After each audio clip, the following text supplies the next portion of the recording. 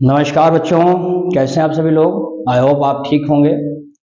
बच्चों आज हम लोग क्लास 12th के बायोटेक्नोलॉजी हम लोगों का चल रहा था, जिसमें 2 लेक्चर हमने ले लिया था। आज हम लोग बायोटेक्नोलॉजी के तीसरे लेक्चर की तरफ आएंगे। इसमें आप तमाम चीज़ें आज सीखने को मिलेगा। तो आइए हम आज बायोटेक्नोलॉजी की बात करेंगे, जिसकी शुरुआत हम एक लाइन से करेंगे। कहते हैं कि भरोसा अगर ईश्वर पर है तो जो तकदीर में लिखा है वही पाओगे। भरोसा अगर ईश्वर पर है तो जो तकदीर में लिखा है वही पाओगे, लेकिन भरोसा अगर खुद पर है तो ईश्वर भी आपकी तकदीर वैसे ही लिखेगा जैसे कि आप चाहेंगे। तो यानी हमें अपनी तकदीर को खुद लिखना है, भरोसे पे बैठना नहीं है। इतना स्ट्रगल करना है कि आपको आपका लक्ष्य जो है प्राप्त हो जाए।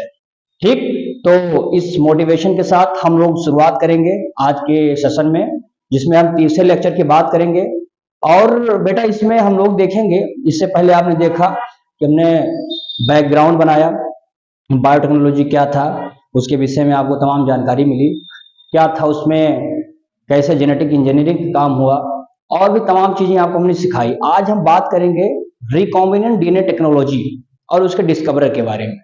यह एक रिकॉम्बिनेंट टेक्नोलॉजी एक नाम है, लेकिन इससे जुड़ा हुआ मैक्सिमम मैं मानकर चलता हूं कि आप अगर ईमानदारी से पढ़ेंगे तो लगभग लगभग आप इस चैप्टर के 60% भाग को कहीं ना कहीं इसमें देखेंगे। यदि आप कंसंट्रेट करके यहाँ रहेंगे तो तमाम चीजें आपको सीखने को मिलेंगी, और हम लोग इसी के बारे में बात करेंगे। तो आइए हम लोग देखते हैं आगे यहाँ पे कि क्वेश्चन बना देंगे यहाँ पे, what is the recombinant DNA and who is discoverer। तो आइए इसमें हम लोग बात करते हैं कि आखिर ये रिकॉम्बिनेंट डीएनए क्या है, रिकॉम्बिनेंट डीएनए टेक्नोलॉजी किसे कहते हैं और इसकी डिस्कवर किसने की थी। इसमें आपको आज देखने को मिलेगा प्लाज्मिड के विषय में आप जानेंगे, वेक्टर भी जानेंगे, क्लोनिंग क्या है ये भी जानेंगे, पैलिंड्रोमिक रिकॉग्नाइजेशन साइट भी आप जानेंगे, और इसमें आप देखेंगे कि किस तरह से रेस्ट्रिक्शन एंजाइम इसमें काम करता है, कैसे मॉलिक्यूलर एंजाइम, लाइगेज एंजाइम इसमें वर्क करेगा। ये तमाम चीजें आपको देखने को यहाँ पर मिलेगा। तो आइए हम लोग इसमें रिकॉम्बिनेंट डीएनए टेक्नोलॉजी क्या है, क्यों इसका प्रयोग हो रहा है, ऐसे तमाम चीजों का हम लोग यहाँ बात करेंगे, जिसमें से हम इसमें देखेंगे बेटा। जैसे अगर आपसे पूछा जाए रिकॉम्बिनेंट डीएनए टेक्नोलॉजी सर कहाँ पे हम यूज कर सकते हैं, क्यों किया जाता है, कहाँ पाया जाता है, तो सबसे पहले मैं आपको समझाता चलूंगा कि यहाँ पर आप एक वैज्ञानिक थे, एक साइंटिस्ट का नाम यहाँ पे लूंगा, Stanley Cohen and Herbert Boyer. ये दो ऐसे वैज्ञानिक थे जो 1972 के करीब में, इन्होंने बेटा क्या किया था कि एक्सपेरिमेंट किया था। किस पे किया था? Experiment on the salmonella typhimurium bacteria. इस पे वर्क किया बेटा, और वर्क करने के बाद इन्होंने क्या देखा इसको भी आप देखेंगे। इन्होंने जब वर्क किया तो इन्होंने क्या देखा कि जो उसका प्लाज्मिड डीएनए था, in the plasmid DNA, in the plasmid DNA a gene present, एक जीन प्रेजेंट है, विच आर, जो कैसा है, विच आर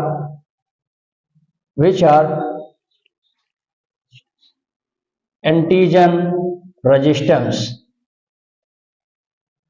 जो कैसा है, एंटीजन रेजिस्टेंस जीन होता है, इसको कोड करने वाला एक जीन पाया गया है। यानी हमने देखा कि साल्मोनेला टाइफीम्यूरियम नामक जो बैक्टीरिया है, उस बैक्टीरिया का जो प्लाज्मिड है, उस प्लाज्मिड डीएनए में बेटा क्या मैंने देखा कि वहां पर एक ऐसा जीन कोड किया गया है, जो जीन जिम्मेदार है कि उसको किसी ना किसी एंटीजन से क्या करता है, रजिस्टर्स करता है, यानी उसकी प्रतिरोधक क्षमता को इंक्रीज कर रहा है, ताकि उसको किसी भी प्रकार का जो रोग हो सके, या इन्फेक्शन हो रहा हो, या डिजीज हो रहा है, या उसको कोई नुकसान करने वाला है, तो उससे उस बैक्टीरिया को क्या किया जा सकता है, सुरक्षित किया जा सकता है। तो ऐसे जीन की पता इन्होंने किया था, Stanley Cohen and Herbert Boyer साहब ने किया था। इतनी बात आपको समझ में आ रही होगी। अब आगे इसमें हम देखेंगे कि ये एंटीजन जो रेजिस्टेंट जीन होता है ये आखिर प्लाज्मिड डीएनए में होता है। तो प्लाज्मिड में आप देखेंगे बेटा, एक चीज मैं बता देता हूं, जैसे ये बैक्टीरिया है, तो बैक्टीरिया में आप देखेंगे कि बैक्टीरिया का अपना एक पर्सनल इसका क्रोमोसोम होता है, और यहीं पर आप देखेंगे कि एक सर्कुलर होता है, यानी ये उसका खुद का क्रोमोसोम है बैक्टीरिया का, और यह जो होता है इसे ही प्लाज्मिड कहते हैं। अब ये प्लाज्मिड होता क्या है इसके बारे में मैं आपको यहां बता देता हूं बेटा कि प्लाज्मिड है क्या। प्लाज्मिड के बारे में आपको यहां पर मैं समझा देता हूं कि यह एक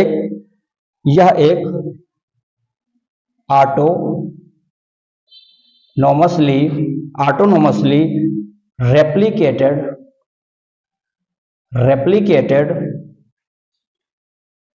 सर्कुलर एक्स्ट्रा क्रोमोसोम या सीधा क्रोमोसोमल डीएनए भी कह सकते हैं। एक्स्ट्रा क्रोमोसोमल डीएनए होता है, यानी हमने बताया कि बैक्टीरिया के केस में आप देखेंगे ये जो बैक्टीरिया है, इस बैक्टीरिया के अंदर एक नेचर के द्वारा ऐसा नेचर गिफ्ट दिया गया है कि आपके पास आपका क्रोमोसोम तो होगा ही होगा, उसमें कोई डाउट नहीं है, लेकिन उस क्रोमोसोम के अलावा भी उसने क्या किया है, एक ऐसा जेनेटिक मटेरियल दे रखा है जो सर्कुलर होता है, ये अपने आप रेप्लिकेट कर सकता है। यह देखेंगे ऑटोनोमसली होते हैं, इसको किसी की चीज की आवश्यकता नहीं कि आप आइए रेगुलेट करिए, कुछ नहीं, सेल्फ रेगुलेट कर सकता है। ऑटोनोमस होता है, रेप्लिकेट कर रहा है, सर्कुलर भी है, एक्स्ट्रा है, क्यों, ये है इसके अलावा है, एक्स्ट्रा है, क्रोमोसोम ही तो है, क्रोमोसोमल है, डीएनए तो होगा ही, डीएनए है। अच्छा, इसको एक्स्ट्रा क्रोमोसोमल कहते हैं, क्यों रेप्लिकेट, क्योंकि इस प्लाज्मिड का स्पेशली ध्यान रखिएगा कि प्लाज्मिड का यूज हम लोग किसमें करते हैं, प्लाज्मिड यूज एज वेक्टर, हम इसको वेक्टर के रूप में यूज करते हैं, ये आपको पता होगा। अभी मैं आपको बताता हूं, अगर आपको वेक्टर की डेफिनेशन भी जानना तो आगे बता देता हूं, देख लीजिएगा कि वेक्टर अगर आपसे या वेक्टर अभी आगे बता रहा हूं, पहले आप इसमें ये जानिए कि ये चीजें हो गई autonomous replicated circular extra chromosomal DNA is called as the plasmid which are use as a vector. क्या वेक्टर को देख लीजिए तब आगे बढ़ते हैं। वेक्टर, अब वेक्टर अगर आपसे पूछा जाए कि वेक्टर है क्या, तो वेक्टर में बताइए, vector is a vehicles which carry जो अपने साथ क्या कैरी करता है, which carry an alien piece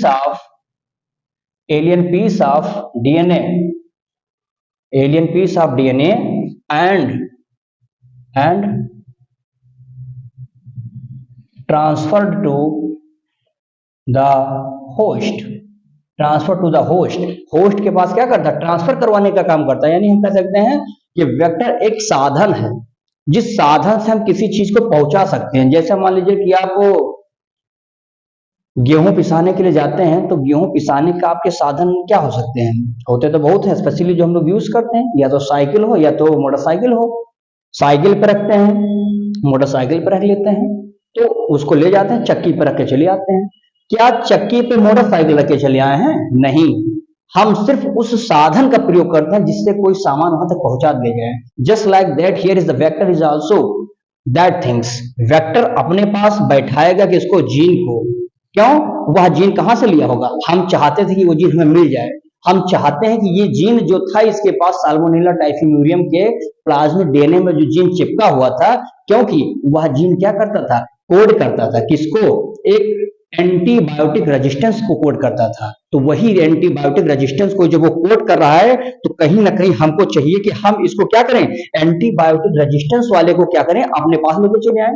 तो हमने कहा कि जब एंटीबायोटिक रेजिस्टेंस जो हमारे पास वहां पे है, हम उस जीन को पकड़ लें और उस व्हीकल से बैठा लें और ले जाकर के किसी होस्ट के अंदर डाल दें, ताकि उसके शरीर में भी वही क्षमता आ जाए जो क्षमता किसके पास है, साल्मोनेला टाइफिम्यूरियम के पास है। अभी आप देखेंगे उसी साल्मोनेला टाइफिम्यूरियम के जीन को मैं ले जाऊंगा और ई कोलाई में रख दूंगा, कुछ समय बाद वही ई कोलाई सेम बिहेवियर करेगा जैसे कौन कर रहा था, आपका साल्मोनेला टाइफिम्यूरियम। तो आप इतना समझ पा रहे हैं कि वेक्टर क्या है, वेक्टर की बातें समझ में आ गई। अब यहाँ पे क्वेश्चन ये उठा कि साहब वेक्टर तो ठीक है, आपने बता दिया कि ये व्हीकल्स है, हम किसी पे उसके ऊपर किसी चीज को लाद देते हैं, लाद करके ले जाते हैं वहां पर दे आते हैं, ठीक है, it's okay. But vector is also the many types. हम यहां पर जो यूज करेंगे वेक्टर के बारे में, तो आपको मैं बताता हूं कि वेक्टर जो होते हैं बेटे, इसको हम लोग स्पेशली वेक्टर यहां पे थ्री टाइप्स, हम तीन टाइप्स की बात करेंगे। अपने यहाँ अपने जो अपने इस चैप्टर में दिया गया है उस चैप्टर को लेकर के हम चलेंगे। जैसे मैं यहां पे अगर बात करता हूं तो ये आता है आपका कौन सा, पहला आ जाएगा प्लाज्मिड, पता हो गया। एक होता है कौन सा होता है, बैक्टीरियोफाज, बैक्टीरियोफेज या फाज। और एक होता है हमारा ले सकते हैं मॉस्क्यूटो, मॉस्क्यूटो इसको कहा जाता है इंसेक्ट प्लाज्मिड। अब मैं इसको थोड़ा और डिटेल में समझाता हूं। जब मैंने बात किया plasmid, already we have talk about the plasmid, plasmid is where is the present, plasmid is always present in the bacterial cell, bacterial cell have the chromosome, it's okay, but except of chromosome, another part of the chromosome is also present in the circular form which can regulate replicate itself, that is called as the plasmid। तो plasmid वाला भाग यानी हम कह सकते हैं कहाँ का है भैया, ये बैक्टीरिया का है। बात समझ में आ रही होगी यहां तक। अब हमने कहा भाई बैक्टीरियोफेज है। अभी इस पर देखेंगे लगभग 1962 पर इस पर रिसर्च होगा बैक्टीरियोफेज का, इकोलाई में। ये इकोलाई को जाके मारता है लेकिन इकोलाई मर ही नहीं रहा है। इस पर पता किया गया कि नहीं, कुछ तो उसमें मौजूद है, इस वजह से नहीं मर रहा है। तो उसको अभी मैं आपको टॉक बताता हूं। यहाँ पे बैक्टीरियोफेज आ गया। अब बैक्टीरियोफेज आप जान लीजिए कि यह एक प्रकार से वेक्टर का ही काम करता है, लेकिन है क्या, बताता हूं। Those virus which can kill or are infected, किसको इन्फेक्ट कर रहा है, which are infected to the bacteria, अर्थात बैक्टीरिया को इन्फेक्ट करना या किल कर देने वाला जो वायरस है उसी को बोलते हैं बैक्टीरियोफेज। तो बैक्टीरियोफेज आप देखेंगे गंगा रिवर में सबसे ज्यादा पाया जाता है। इतना ज्यादा बैक्टीरियोफेज है कि पड़ा रहता है, उसका गंगा का पानी क्यों शुद्ध रहता है, because there is so many bacteriophage are present to there and they can kill to the bacteria in there. इसीलिए गंगा का पानी बहुत ही शुद्ध और साफ होता है, इसका रीजन है। अब हम आते हैं यहाँ पे बात करते हैं मॉस्क्यूटो वाला, कि मॉस्क्यूटो क्या है, आखिर मॉस्क्यूटो का यूज हमने एज इंसेक्ट प्लाज्मिड में क्यों किया। मॉस्क्यूटो बेटा क्या होता है कि एक रोग होता है, मैं आपको बता देता हूं यहाँ पे, यहीं पे मैं समझाऊंगा, बहुत आराम से समझिएगा, जगह हमारे पास पर्याप्त है, बहुत कॉन्सेप्ट से समझिएगा। होगा क्या, मॉस्क्यूटो में होता क्या बेटा, एक फीमेल एनाफिल्स एक मॉस्क्यूटो होता है, जो फीमेल है वो काम क्या करती है कि अपने सैलिवरी ग्लैंड में स्पोरोजोइड को भर के रहती है। क्या भर के रखी है, स्पोरोजोइड्स। अब ये स्पोरोजोइड जो होता है, स्पोरोजोइड्स, अच्छा स्पोरोजोइड कोई जो है शहद नहीं है कि पी लीजिए और थोड़ा स्वस्थ हो जाइए, या जो है चाय कॉफी है, नहीं, ये टॉक्सिक है, जिसके शरीर में एंट्री करेगा उसके शरीर में कुछ ना कुछ डिजीज कॉज करेगा। तो ये स्पोरोजोइड सैलिवरी ग्लैंड में है। अब मान लीजिए कि यह मच्छर फीमेल वाली है, और फीमेल मच्छर देखिए जो हम लोगों को काटती है वो भी फीमेल होती है, मेल मच्छर नहीं काटते हैं, वो बेचारे अपना वही प्लांट्स के रस जूस को पीकर जीवन काटते हैं, लेकिन फीमेल वाले क्या करते हैं, ऐसे रोग करते हैं हम लोगों को। अब फीमेल वाली अपने दांतों में सैलिवरी ग्लैंड में बैठा करके क्या कर रही है, इस टॉक्सिक को लेकर जा रही है। अब मान लेते हैं किसी के घर पे गई और वहां पर कोई व्यक्ति सो रहा है, लेटा है बाहर के साइड में, आराम से बढ़िया बिंदास नींद भी आ रही है, मान लो बुधई सो भी रहे हैं। अब जैसे बुधई के पास से पहुंचेगी तो आप देखेंगे कि उनके पूरे शरीर को बिल्कुल प्रॉपर रूप से छेद देगी, वो मतलब काट लेगी, बाइट कर देगी। अब जब उसको छेदेगी वो, तो आप जानेंगे कि उसके शरीर में उसने क्या किया, इंफेक्ट कर दिया, यानी उस व्यक्ति के शरीर में इसको एंट्री करा दिया। जैसे ही उसके शरीर में ये एंट्री करता है, अब जैसे एंट्री किया तो जाहिर सी बात है कि वह जब उसके शरीर में एंट्री करेगा तो कहीं तो जाएगा, ये कहीं जाएगा, तो ये कहीं नहीं जाएगा। बॉडी पार्ट में एक स्थान है, एक कोशिका है, एक सेल्स होता है which can rapidly divided, that is called the liver. ये लीवर में भागेगा, और लीवर में जैसे जाएगा साहब, तो इसका काम एक है कि ये अपने संख्या को क्या करेगा बच्चा, रेप्लिकेट करेगा, यानी अपनी कॉपी बनाएगा। और जैसे अपनी कॉपी बनाएगा फिर ये सोचेगा कि साहब अभी हम एक थे, हम बहुत डर रहे थे, अब हम डरने वरने वाले किसी से नहीं हैं, हम अकेले सामना कर लेंगे, ऐसा ये सोचेगा। मतलब आप भी ऐसा कर सकते हैं, अकेले सामना रेप्लिकेट करेगा, इसकी संख्या इतनी ज्यादा बढ़ जाएगी, यानी इसके नंबर क्या होंगे, नंबर इंक्रीज हो जाएंगे। और जब नंबर इंक्रीज हो जाएंगे बच्चा लोग, तो ये क्या करेगा, ढूंढेगा कि इस बॉयज के बुधई के शरीर में आरबीसी कहाँ है। ये वही आरबीसी है जिसका नाम था रेड ब्लड सेल, ये वही आरबीसी है जो पूरे होल बॉडी में ऑक्सीजन का ट्रांसपोर्ट करता था, ये वही आरबीसी है जो 90 टू 120 डेज जीता था। क्लियर है। अब ये पहुंचेगा, अपनी संख्या बढ़ा लिया है रेप्लिकेट करके, अब ये इसके शरीर में आरबीसी को ढूंढेगा, जहां जहां आरबीसी मिलेगा आरबीसी को काम करेगा कि आरबीसी को रप्चर कर देगा। जब ये रप्चर करेगा तो इसके अंदर से टॉक्सिन निकलेगा जिसका नाम होगा हीमोजाइन। हीमोजाइन, अब ये हीमोजाइन नाम का एक टॉक्सिक निकाल देगा। अब जैसे ये टॉक्सिक निकलेगा आप देखेंगे कि उसके शरीर में बुखार, सर दर्द, कमजोरी जैसे तमाम रोग शुरू हो जाएंगे, क्योंकि मलेरिया का एक प्रकार से सिम्टम है। आप जानते हैं मलेरिया स्पेशली प्लाज्मोडियम के द्वारा होता है, तो ये प्लाज्मोडियम के द्वारा ही तो हो रहा है, क्योंकि प्लाज्मोडियम एक प्रोटोजोआ है, वही करेगा, वो उस वाटर में मौजूद है जो सबसे डस्ट पानी है वहां पे मौजूद है।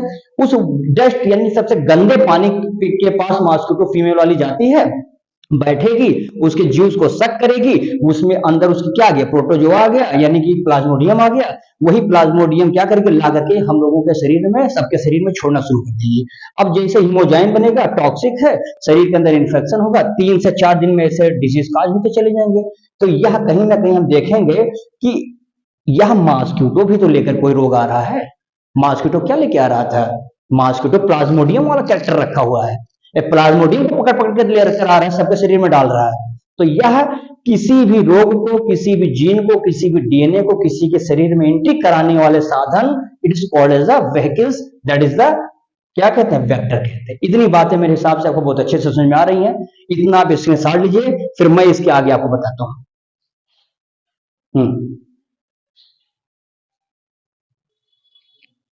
हाँ बेटा, तो आपने इसके साड़ ले लिया होगा।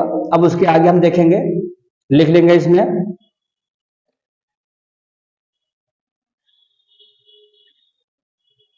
ये तो चल ही नहीं रहा है, एक मिनट भाई।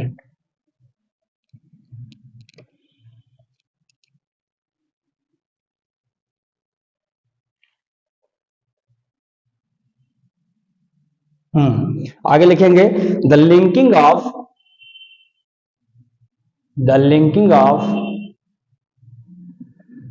एंटीबायोटिक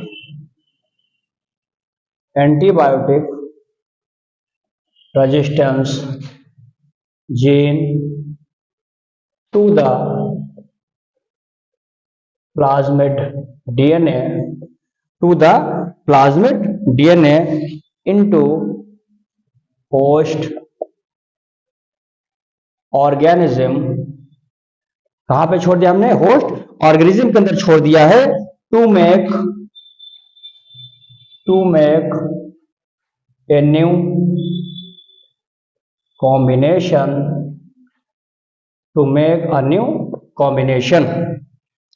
देखेंगे। अब इसमें हम बताएंगे कि जो ये हमारा बना है कि इसका जो मेकिंग है, ये to make the new combination की बात करेंगे, और किसमें, बाई विट्रो, या इन लगा दो यहां पे, in vitro is called recombinant DNA. इसको टेक्नोलॉजी भी कह सकते हैं, यहां पूरा मैं लिख देता हूं यहां पे एक बार, कॉल्ड रिकॉम्बिनेंट डीएनए, टेक्नोलॉजी भी कह दीजिए आप, टेक्नोलॉजी। यानी हमने आपको बताया कि जो हमने वहां का जीन उठाया था, उस जीन को ला करके यहाँ पे हमने क्या कर दिया, लिंक कर दिया, यानी चिपका दिया, और किसके, प्लाज्मिड डीएनए के साथ, और क्या बना दिया, होस्ट ऑर्गेनिज्म में उसको करवाया, और उसके बाद में हमने क्या बनवा दिया, एक न्यू कॉम्बिनेशन बनवा दिया, जिससे हमने देखा कि दो चीजें आपस में जुड़ गई हैं, जिसको डीएनए टेक्नोलॉजी के अंदर हम रिकॉम्बिनेंट डीएनए कहते हैं। अब कैसे, इन विट्रो का अर्थ ये हो गया बेटा कि विट्रो मतलब लैब में आप बनाते हैं, ऐसा तो है नहीं कि रोड पे बना लेंगे, चौराहे बना लेंगे, घर में बना लेंगे, ये पॉसिबल है नहीं। इसका एक बहुत बड़ा सिस्टम होता है इसको करने के लिए। तो इसीलिए लैब में सिस्टम हमने किया। जैसे मैं हल्का सा आपको बताने का प्रयास करूंगा, जैसे मान लेते हैं कि हमारा प्लाज्मिड है, ठीक है ना, ये हमारा प्लाज्मिड वेक्टर, ठीक। अब यहां पर हम देखेंगे और यहां पर हमने लगा दिया ये हमारा हो जाएगा एलियन डीएनए, या इसको आप कह सकते हैं डिजायर कह सकते हैं, या आप इसको फॉरेन भी कह सकते हैं। ये फॉरेन डीएनए यानी बाहर का डीएनए, जो हम चाहते हैं वो डीएनए है, और इसके ऊपर ये सब जीन ऐसे चिपके हुए हैं, मान लेते हैं इसे सब।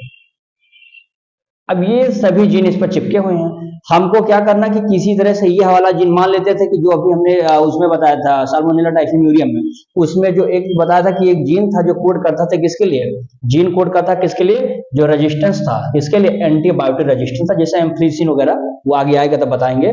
तो ये एंटीबायोटिक रेजिस्टेंस, अब मान लेते हैं यही वाला जीन था, अब इसको हमने यहाँ से गम से क्या कर दिया, धाम से वो काटा, समझिएगा, कोई दिक्कत नहीं होना चाहिए, बहुत ही आसान भाषा में समझा रहा हूं, और इससे आसान भाषा हमें नहीं लगता है कि आपको कहीं और मिलेगा, ये बिल्कुल निश्चित है।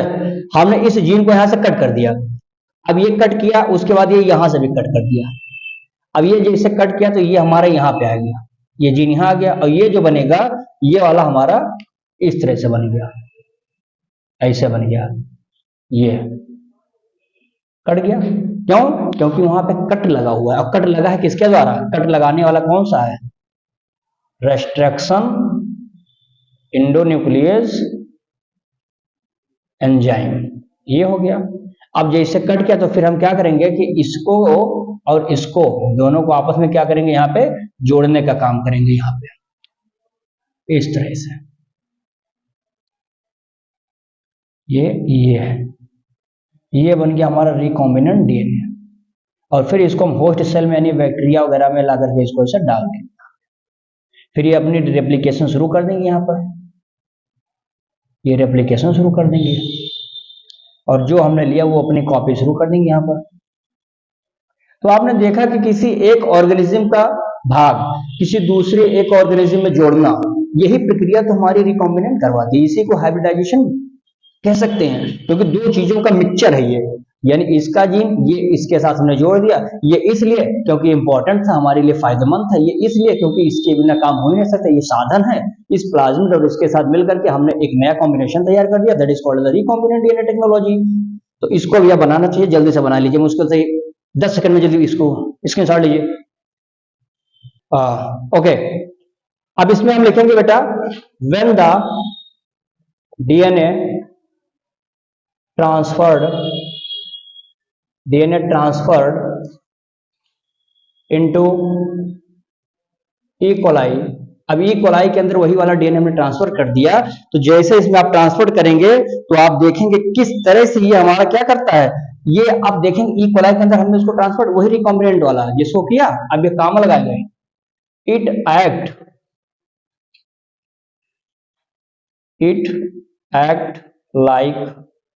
एक्ट लाइक साल्मोनेला टाइफीम्यूरियम, ये किसकी तरह काम कर रहा है, साल्मोनेला टाइफीम्यूरियम की तरह काम कर रहा है, इनटू, और इसको आप देखेंगे, अब यहां से बन गया, अब इसको आप चाहिए तो इट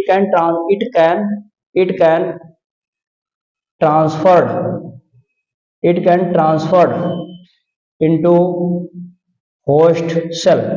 अब इसको आप होस्ट सेल में क्या करेंगे, ट्रांसफर करवा सकते हैं, और अपनी संख्या को धीरे धीरे हम क्या करते हैं, इंक्रीज करवा सकते हैं। अब यहाँ पे ट्रांसफर करवा देंगे होस्ट सेल में, क्यों करवा देंगे, फॉर द, यहाँ पर लिख लेंगे, फॉर द क्लोनिंग, यानी हमने अब उस होस्ट सेल में उसको ट्रांसफर करवा दिया क्लोनिंग के लिए। अब इसमें क्वेश्चन उठा कि भाई क्लोनिंग क्या है, उसको भी देख लीजिए जल्दी से आगे, फिर मैं आगे बताता हूं आपको। अगर मान लीजिए क्लोनिंग अगर आपसे पूछा जाता है तो वो भी बहुत ध्यान से समझिएगा, छोटा सा टॉपिक है लेकिन अच्छा है। The ability to multiply copies of antibiotic resistance gene in E coli in E coli is called cloning. मतलब ई कोलाई के अंदर वही साल्मोनेला टाइफी म्यूरियम के अंदर जो डीएनए प्लाज्मिड पर जीन चिपका था, जो एंटीबायोटिक रेजिस्टेंट था, उसी जीन को हमने क्या कर दिया, उसके अंदर ई कोलाई में डाल दिया। अब ई कोलाई के अंदर बहुत सारी कॉपी बनती चली जाएगी, जितना हम चाहे उतना बना सकते हैं, यानी कि to make the same copy is called the cloning. तो वही मैंने लिख दिया कि ability to multiply copies of the antibiotic resistant gene in the E coli is called as the cloning. ये भी लिख लीजिए जल्दी, फिर आगे हम बताते हैं। जल्दी लिखिए बेटा, जल्दी स्क्रीनशॉट ले लीजिए, जल्दी लीजिए। हाँ चलिए बेटा, इतना आपने लिख लिया होगा। अब हम लोग आगे देखेंगे, जिसमें हम लोग बात करेंगे हिस्ट्री ऑफ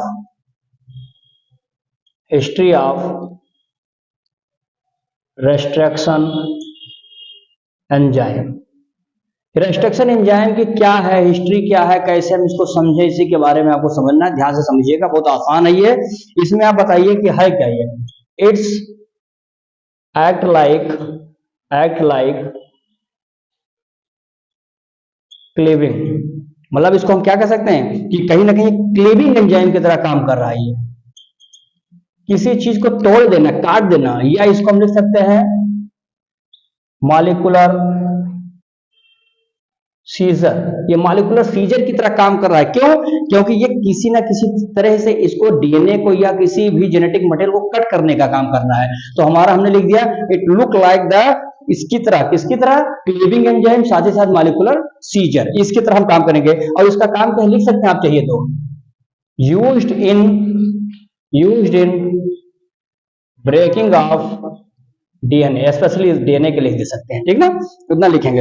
अब इसमें लिख सकते हैं, लेकिन ऐसे नहीं कि कहीं से काट सकता है, ऐसे नहीं कि आप कहीं पर जाइए कहीं काट देंगे। लिखना चाहिए तो आगे बढ़ा लेंगे इसको, एट द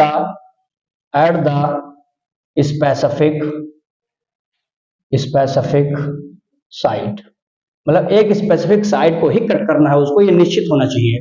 अब उसके बाद में लिख देंगे इट बिलोंग, ये कहां से निकलता है, it belong A group of enzyme, एक एंजाइम ग्रुप से बिलोंग करता है, जिसका क्या कहते हैं, इज कॉल्ड न्यूक्लियेज। तो न्यूक्लियस एक बहुत बड़ा समूह है एंजाइमों का, उसी समूह से इन सबको क्या करते हैं, निकाला जाता है। अब यहां पर हम देखेंगे कि किस तरह से हम लोग देखेंगे कि अगले पॉइंट से समझ लेंगे। इन 1963 में टू एंजाइम को आइसोलेट किया गया, आइसोलेटेड कहां पे, फ्रॉम ई कोलाई से उसको आइसोलेट किया गया है। अब हुआ क्यों, होता इसलिए है, there are in 1963 two enzyme isolated from the E coli, ठीक है ना। ई कोलाई में देखा गया ऐसा क्या था, हु, चाहो तो लिख लोगे, विच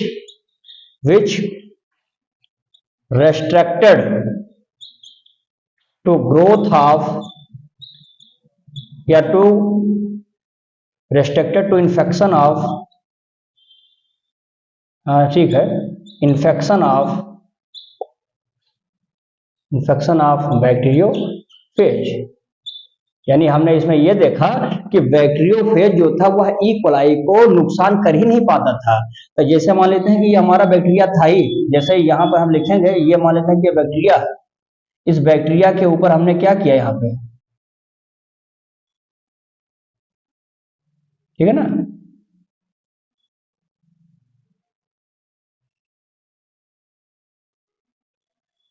अब ये बैक्टीरिया है, इस बैक्टीरिया के अंदर इसका अपना जेनेटिक मटेरियल ये भी आएगा यहाँ पे। तो इसमें हम देखेंगे कि ये भी एक प्रकार से, अच्छा बैक्टीरिया में भी मैंने बताया कि इसका खुद का क्रोमोसोम था, ये इसका प्लाज्मिड था। तो इन्होंने देखा कि इसके अंदर दो स्पेशल टाइप के एंजाइम थे ई कोलाई में। कौन कौन से थे, एक ऐसा था, लिख सकते हैं यहाँ पे, मेथिल या मेथिलेटेड डीएनए। एक तो मेथिलेटेड डीएनए था जो इसका काम था मेथिल का ग्रुप अपने आप पे रखता था, दूसरा क्या था, कट द डीएनए, एक डीएनए को काट रहा था, यानी एक काटता है डीएनए को, दूसरा मेथिल ग्रुप चिपका के रखा हुआ है, यानी यहां पर ऐसा मेथिल ग्रुप चिपका है। ध्यान से समझिएगा ऐसा कॉन्सेप्ट क्या है। पता लगा कि वैज्ञानिकों ने इसको सर्च किया कि भाई 1963 में ऐसी क्या क्वालिटी है इस इकोलाई के अंदर, जिसके अंदर जब बैक्टीरियोफेज जाता है, जो कि एक वायरस होता है, ये जाता है इसको मारने के लिए, तब यह मरता ही नहीं है। तो पता लगा कि साहब जब यह इसका जेनेटिक मटेरियल यानी कि जो इसके अंदर जैसे एंट्री करता है, यह गया, अब तुरंत ये वाला ऐसे गया, अब जा रहा है इसको नुकसान करने के लिए, लेकिन नुकसान नहीं कर पा रहा है, क्योंकि इसके पास हमारा क्या है, एक कट करने वाला डीएनए मौजूद है। ये जैसे जाएगा इसको दिमाग से क्या कर देगा, काट देगा।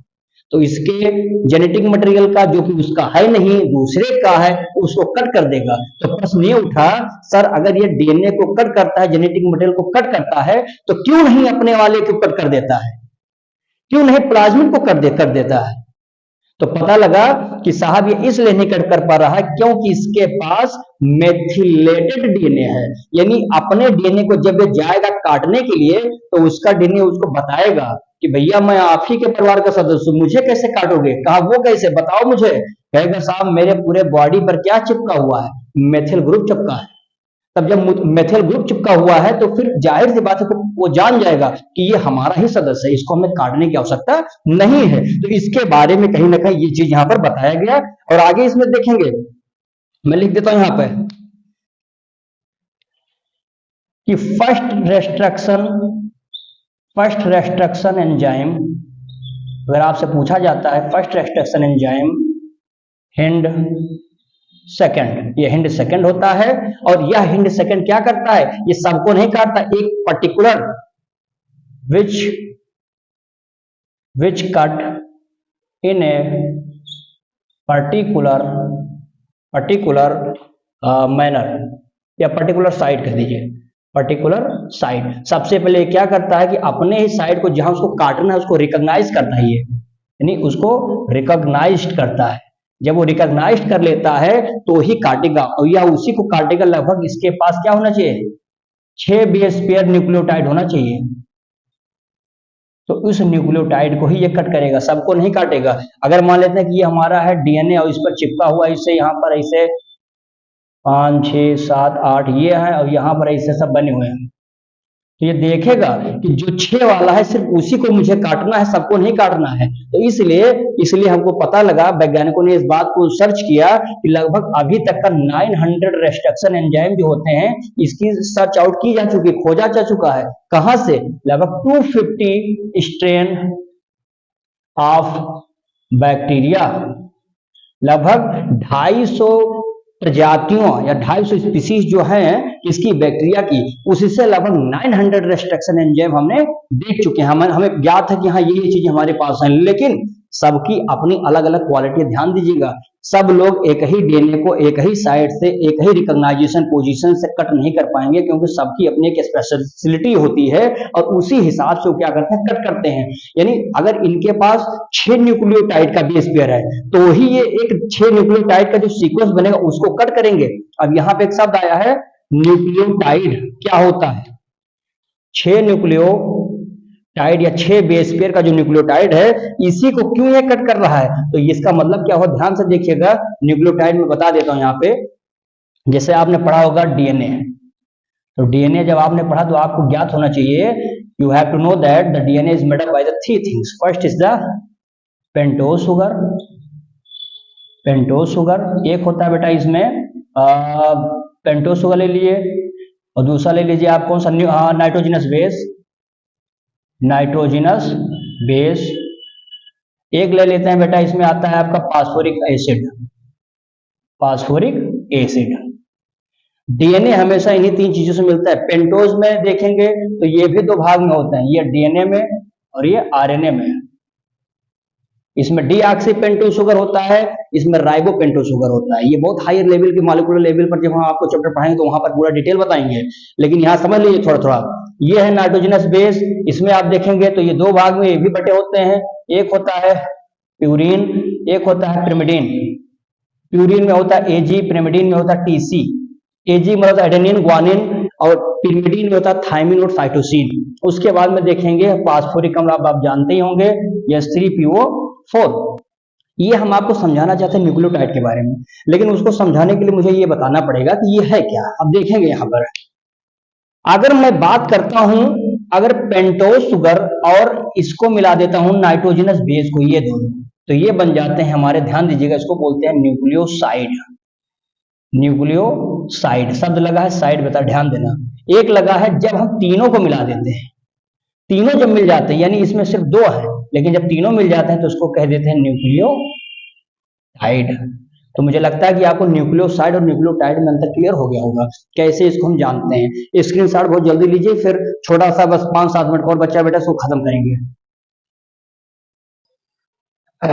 चलिए बेटा, तो इतना हमें लगता है कि आपने स्क्रीनशॉट ले लिया होगा। अब हम एक लास्ट टॉपिक में, छोटा सा बच्चा है, देखेंगे कि जो रेस्ट्रक्शन एंजाइम था, यह रेस्ट्रक्शन एंजाइम जो होता है, स्पेशली आपको मैं बता दूं, दो प्रकार के होते हैं यहाँ पे। एक को हम कह देंगे एक्सोन्यूक्लियस, एक को हम कह देंगे इंडोन्यूक्लियस। इंडोन्यूक्लियस, देखिए एक्सो का मतलब क्या होता है? एक्सो का मतलब होता है कि भैया बाहर जाओ, एग्जिट हो जाओ, कहते हैं ना एग्जिट जाइए, तो एक्सो मतलब बाहर। तो ये आप लिख सकते हैं, यहां पर मैं लिख देता हूं, यहां चाहिए तो, ताकि आपको याद रहे ये चीज। रिमूवल ऑफ न्यूक्लियोटाइड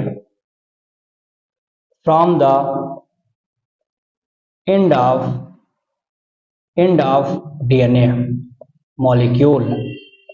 अर्थात इसमें हम बताएंगे कि जैसे मान लेते हैं कि हमारे पास यहां पर आप देखेंगे ये डीएनए है, और डीएनए पर ये है AGTC, AGT, ये मौजूद है। अब हम चाहते हैं कि भाई हम इस रेस्ट्रिक्शन एक्सोन्यूक्लियस एंजाइम का यूज करना चाहते हैं, हम चाहते हैं कि हम किनारे वाला हिस्सा कटना चाहते हैं, यानी यहां का हिस्सा कटे, तो इसके लिए आपको ये एंजाइम यूज करना पड़ेगा, ठीक है ना। तो exonuclease enzyme is that thing which can cut the nucleotide from the end of DNA molecule. Is it clear? Now we will talk about the endonuclease enzyme. यानी यहां लिख सकते हैं कि it cut the nucleotide within the DNA molecule. ये DNA molecule के within में cut करता है, जैसे मैं समझा भी देता हूं। ये हमारा है डीएनए, ये हमने लगा दिया AGTC, AGTC, ये चल रहा है।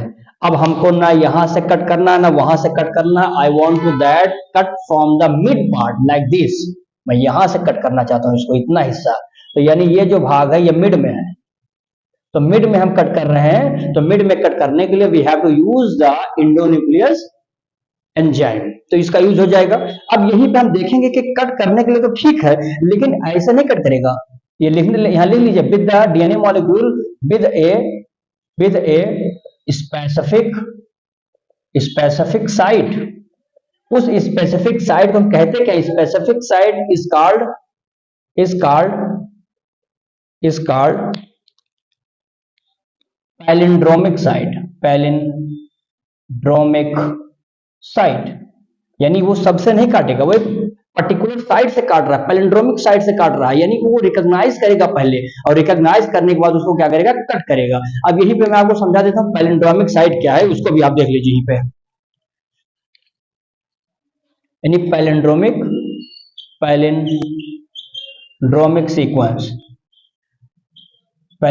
सीक्वेंस के बारे में देखेंगे बेटा। इसमें लिख लेंगे these are group of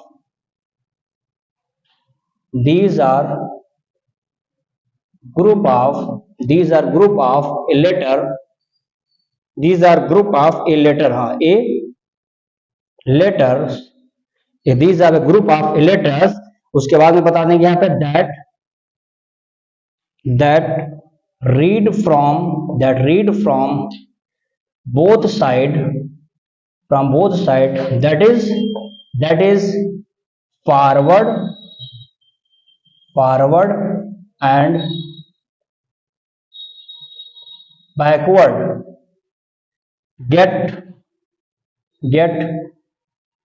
same means। यानी चाहे जिस साइड से पढ़ेंगे तो आपको क्या होगा? आंसर एक ही मिलेगा। जैसे मैं एग्जाम्पल दे देता हूं यहाँ पे बेटा, आपको एक यहाँ पे मैं बना देता हूं 5 प्राइम से 3 प्राइम, यहाँ पे लगा देता हूँ 3 प्राइम से 5 प्राइम पर, और यहाँ पे लिख देता हूँ क्या, GAATTC। यहाँ पे लिख देता हूँ CAATTTT, नहीं, यहाँ पे लगा देंगे CTTAA, हो जाएगा G।